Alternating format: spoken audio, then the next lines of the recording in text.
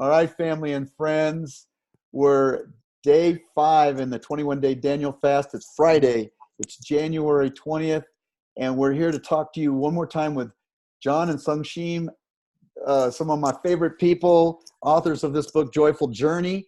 And we're trying to equip you to live in the manifest presence of God, practice and cultivate a sense of His presence. And so today we're going to focus on this section in your book called Reconnecting. And the implication is that there's a lot of times when my 6 big emotions get triggered, and those big emotions, sad, anger, despair, shame, anxiety, or fear, or disgust, those big emotions, and I don't sense the presence of the Lord. My relational circuits aren't on. I'm sensing disconnection. Now, I know theologically, God will never leave me or forsake me. I know theologically, He's Emmanuel. He's always with me. I'm not connecting. How did I get disconnected, and how do I reconnect?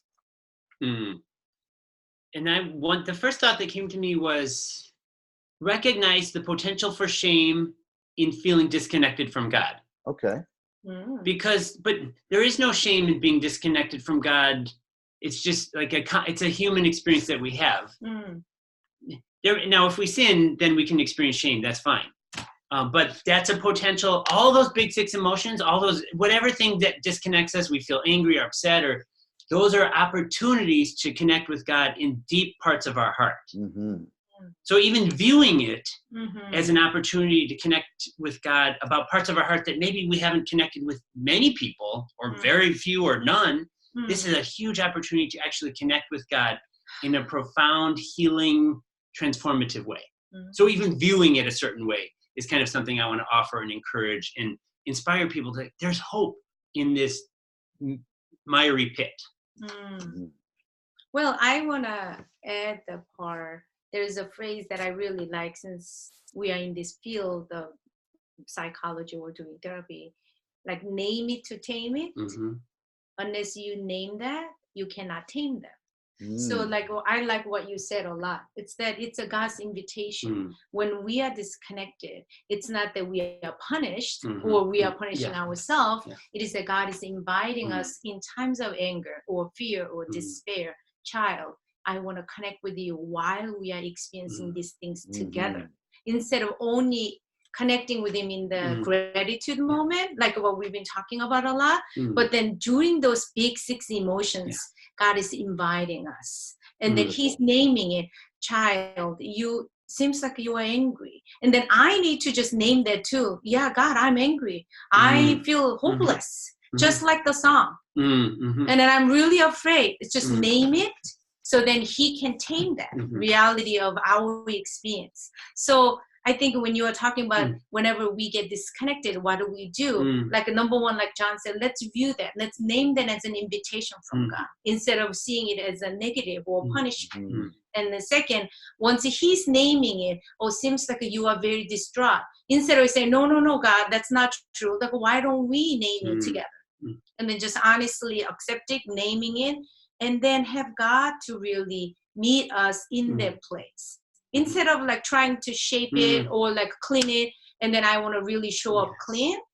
How could we really show up as we are in those 6 emotions? Beautiful. So in the middle of anger, we move toward the Lord. Yes. Because He's indwelling us. The indwelling Christ is in us. The Spirit is around us. God loves us. He delights in us, even in our weakness, as you said. So when we're troubled, and these warning emotions are firing, rather than avoid them, we name them. I love that.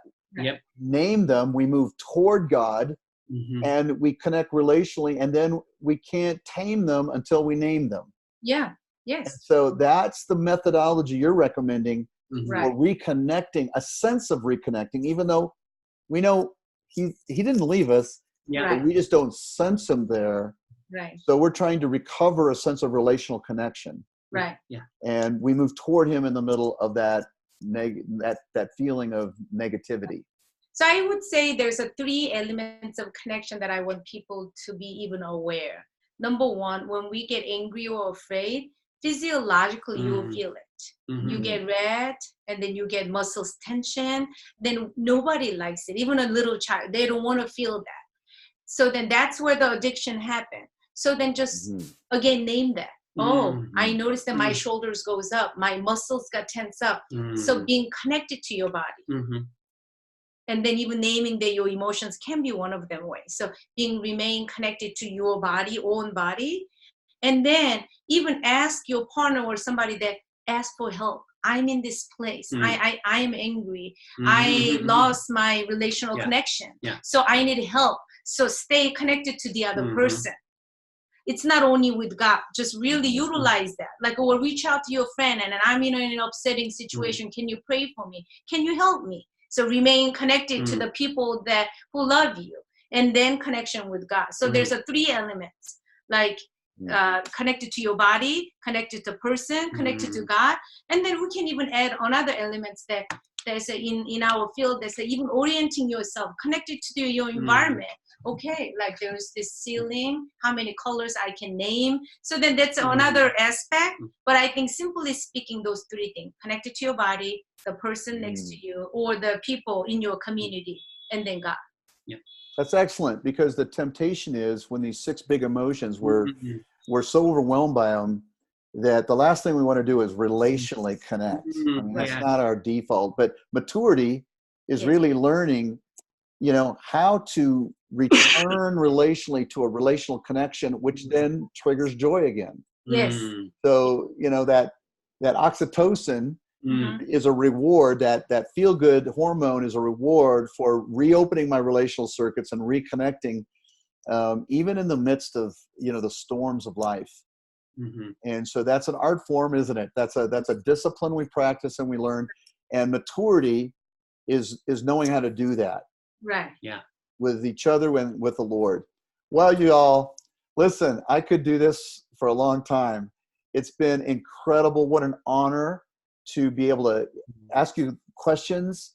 And I hope we can do this again sometime in the not too distant future. I want to thank you for making yourselves available to the whole body of Christ as coaches, as resources, as speakers, as counselors. You guys are amazing.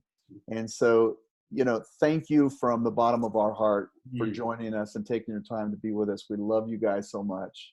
We love you. Do you have any last little word to this group that's going on this fast and prayer adventure? Do you have any one last little blessing that you want to throw out there to us? Yes, this is something in my mind and I didn't know where to put it. And so I'll put it here. Okay.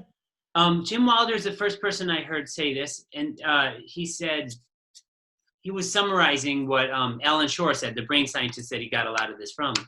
Says the best predictor of mental health is the ability to down-regulate our emotions and to increase joy, to connect joyfully with others.